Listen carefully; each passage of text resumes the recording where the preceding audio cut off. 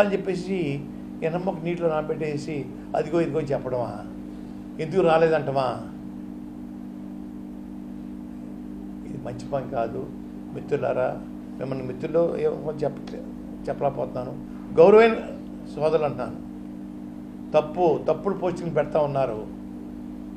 రాజకీయాల్లో నేను ముందున్నాను, సినిమా ఫీల్డ్లో నేను ముందున్నాను. వీళ్ళందరూ ఎవరు లేరు మాకు పాఠాలు చెప్పడానికి. వీళ్ళకి హక్కు లేదు. రాజకీయాలు నేర్చుకోండి, మా దగ్గర నేర్చుకోవాలా. ఇంకో విషయం చెప్తానండి. ఆ రోజుల్లో మా తాతగారు కర్నూలు మున్సిపల్ ట్రైనింగ్ అయ్యేది ఐఏఎస్ ఆఫీసర్లకండి. ప్రతి ఐఏఎస్ ఆఫీసరు మా తండ్రి గారు మా తాతగారి దగ్గర ట్రైనింగ్ వచ్చిన సందర్భం ఉన్నాయండి.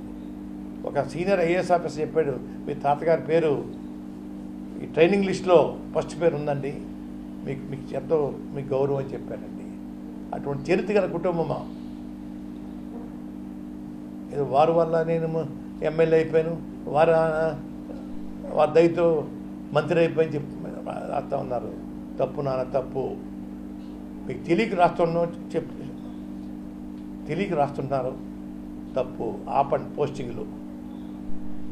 ఎప్పటికి కూడా చెప్పుకుంటాను, నా రక్తం ఎర్రగా ఉన్నంత కాలం నా భిక్ష, మా రాజకీయ భిక్ష పెట్టింది మా పత్తిపాడు ప్రజానికి చెప్పుకుంటాను. ఎవరి భిక్ష కాదు, వారి భిక్షతోటి ఉద్యమాలు చేసాం. ఎప్పుడు ఏ ఉద్యమం చేసినా కూడా బీసీలు దళితులే ముందు ఉంటారండి. సైకిల్ ర్యాలీ చేశారండి. 6,000 మంది సైకిల్ ర్యాలీలో 4,000 మంది బీసీలు దళితులండి, గిరిజనులు, ఇతర కులాలు. 2,000 మందే కాపులు ఉద్యమం ఏంటి, ఈ 4,000 మంది ఇతర కులాలు ఏంటి అని ఆశ్చర్యపోయేవారండి. నాకు ఇప్పుడు ప్రోత్సాహం వీళ్ళే. అయ్యా దయించి గౌరవ పెద్దలని కోరుకుంటున్నాను, తప్పుడు పోస్టింగ్ పెట్టకండి. మాకు మనోభావాలు ఉంటాయి. మీరు చెప్పిన ప్రకారం నేను రాజకీయం చేయాలా? ఎందుకు చేయాలా? చేయమని అడగడం మీకేం హక్కు ఉంది అడుగుతూ ఉన్నాను. దయించి ఆపండి. చంద్రబాబు నాయుడు గారు ముఖ్యమంత్రి చేశాడు. ఆయన వెళ్ళాను, రాయబారం చేస్తే వెళ్ళానండి. అలాగే ముఖ్యమంత్రి గారు రాయబారం పంపించారు, పిలిపించారు, వెళ్ళానండి. వీరికి వచ్చిన గౌరవం ఇతరులకు ఇవ్వమంటే నేమనండి, ఎందుకు ఇవ్వాలా? ఏమన్నా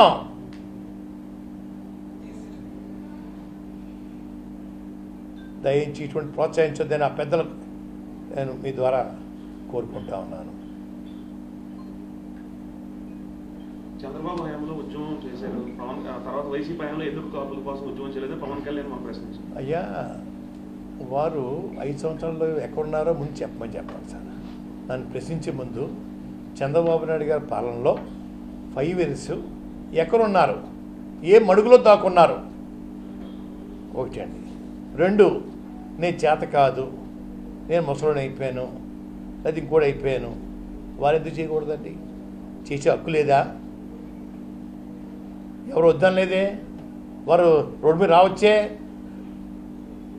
వారు రాకుండగా నన్ను ఎందుకు చేయలేదు నువ్వు ఆయన చెప్పడానికి? ఆయన ఎవరు? ఆయన సంబంధం ఏంటి? ఎప్పుడైనా ఈ ఉద్యమం గురించి ఎప్పుడైనా ఒక సానుభూతి ఉత్తరం రాశాడా? సానుభూతిగా ఎప్పుడన్నా వచ్చారా? కుటుంబాన్ని, మా కార్యకర్తల్ని, జాతినంతా అవమానించినప్పుడు, లాఠీలతో కొట్టినప్పుడు, బూటకాలతో అనిచేసినప్పుడు ఎప్పుడైనా మీరు బయటకు వచ్చారా? ఆ మడుగులో దాక్కుని వేళ మాట్లాడటం బాగోలేదండి. 5 సంవత్సరాలు ఎక్కడున్నారో చెప్పండి, అప్పుడు చెప్తాను నేను. లోకాన్ని తెలీదా 5 సంవత్సరాలు ఎక్కడున్నాడు ఆయనండి? నేను చెప్పాలా?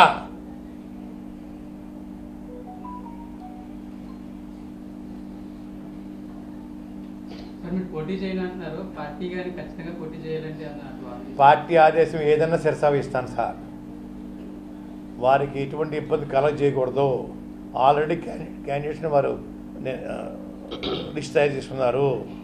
నేను అందులో వారిని డిస్టర్బ్ చేయకూడదు పెట్టుకున్నానండి. వారు ఆదేశిస్తే ఏమైనా చేస్తాను. డిస్కషన్ రాలేదు. నేను ఎటువంటి కోరిక లేకుండా మీ సేవ చేయడానికి వచ్చాయని చెప్పానండి. సార్ మిమ్మల్ని కానీ మీరు హరిరామ జోగారు కానీ ఎవరో కూడా నన్ను ప్రశ్నించకూడదు అనేది మన పవన్ కళ్యాణ్ సభలోనే చెప్పారు. నేరుగా అంటే ఒక పెద్దలను అవమానించినట్టు కాదు, ఒక సామాజిక వర్గానికి చెందిన పెద్దలను అవమానించినట్టే కాదు, అంతమంది సాక్షిగా నన్ను ఎవరు ప్రశ్నించకూడదు, నేను చెప్పినట్టే వినాలి. పవన్ కళ్యాణ్ దానికి నన్ను ఎందుకు అడుగుతారు మీరు? నా సంబంధం ఏంటండి? ఆయనకి నాకు సంబంధం ఏంటి చెప్పండి. అసలు సినిమా ఫీల్డ్ పుట్టింది నేనని చెప్పాను, ముందు రాజకీయాల్లో నేను పుట్టానని చెప్పానండి. నేను కాక మొన్న పుట్టి నన్ను ప్రశ్నించడం ఏంటి? ఆ ప్రశ్న ఏం సమాధానం చెప్పాలండి? నేను చెప్పను. 2019 ముందు మీరు ఒక మాట అన్నారు, రాష్ట్రానికి చంద్రగ్రహణం పట్టిందా, గ్రహణం వీడాలని. 2019 ఎన్నికల తర్వాత గ్రహణం వీడిందా? మళ్ళీ ఇప్పుడు ఎలక్షన్ గ్రహణం పట్టడానికి రెడీ అవుతుంది, పట్టణిస్తారు గ్రహణం. గ్రహణం వీడిందిగా పెట్టి ఇంటికి వెళ్ళిపోయాడు సార్ చంద్రబాబు నాయుడు గారు. మమ్మల్ని ఊచకోత కోసేసి హాస్పిటల్ని జైల్లో 14 రోజులు ఒకే బట్టతోటి స్తనాంగం లేకుండా మమ్మల్ని మగ్గిలా చేశాడు సార్. దానికి కారణం తెలుసా మీకు?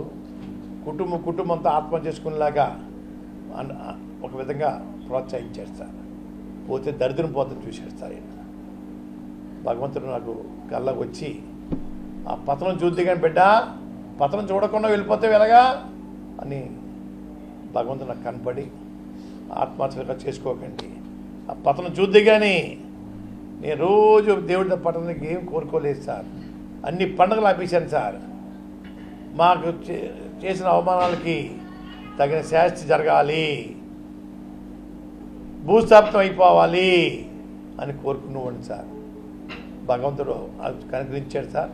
వెంటనే ఏదో చూసి తిరుపతి గుడికి వెళ్ళానండి, చెల్లెంగ వెంకటేశ్వర గుడికి వెళ్ళాను, మా ఊళ్ళో అమ్మవారి గుడికి వెళ్ళాను, చెప్తున్నారు ఒక కాకతో గుడికి వెళ్ళి శివాలయంకి వెళ్ళి దండం పెట్టుకున్నాను సార్. అయ్యా విముక్తి అయిందని చెప్పేసి. ఒక 30 సంవత్సరాలలో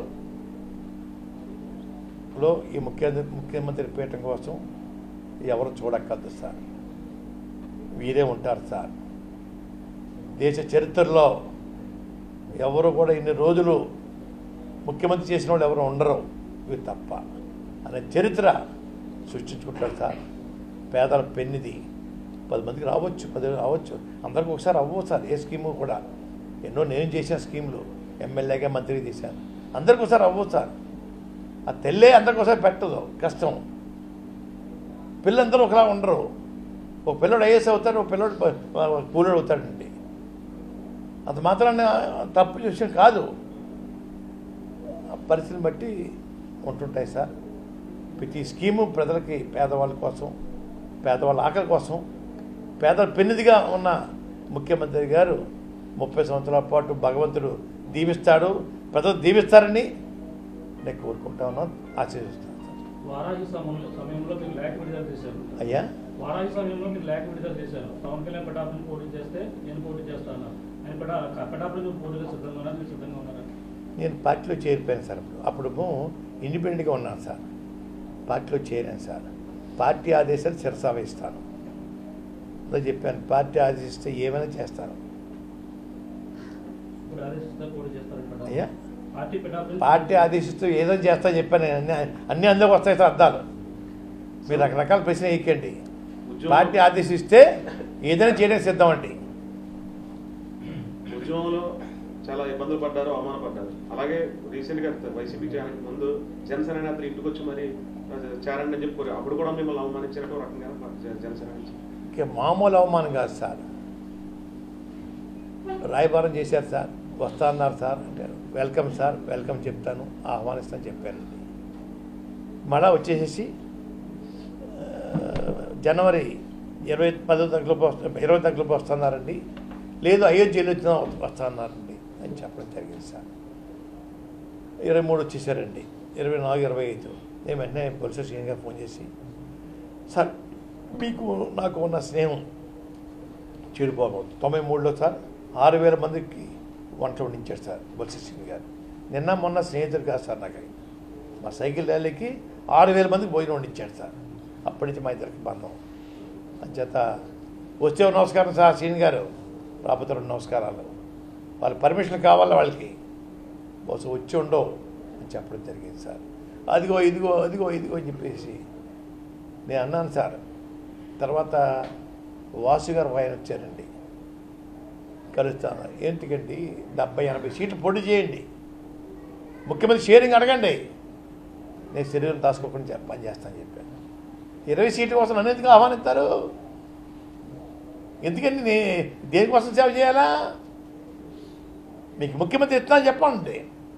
ఫస్ట్ మీకు ముఖ్యమంత్రి మీకు 2-3 చంద్రబాబు నాయుడు గారు పంచుకుందాం, 70-80 సీట్లు తీసుకోండి అని ఆఫర్ చేసి ఉంటే అప్పుడు చెప్పండి సార్, నేను చేస్తాను. ఇంకోటి కూడా చెప్పాను సార్ వాసు గారికి, అయ్యా వాసు గారు, చంద్రబాబు నాయుడు గారు జైలుకి వెళ్ళిన తర్వాత వారి గ్రాఫ్ పూర్తిగా భూస్థాపితం అయిపోయింది. పవన్ కళ్యాణ్ గారు జైలుకి వెళ్ళి చూసి వచ్చిన తర్వాత బయటకు వచ్చి భరోసా ఇచ్చిన తర్వాత గ్రాఫ్ విపరీతంగా పెరిగిందండి.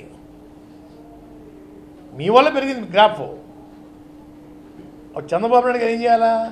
కళ్యాణ్ గారు జరిగిపోయింది, ఇద్దరు ఆఫ్ పోటీ చేసుకుందాం, ముందు మీరు 2 తీసుకోండి, తర్వాత నాకు 3 ఇవ్వండి అని అడిగి ఉండాలా వాసు గారు? అటువంటి మాట కూడా పొందడానికి మీకు అర్హత లేకుండా పోయిందే. కానీ మీరన్నా అడగా కదా.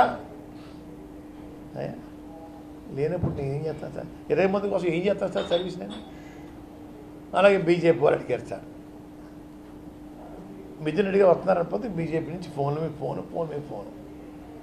అయ్యా నేను అన్నానండి, నాకు మా అబ్బాయికి మంచి పదవులు ఏమొద్దు, మా కుటుంబం కోసం కాదు.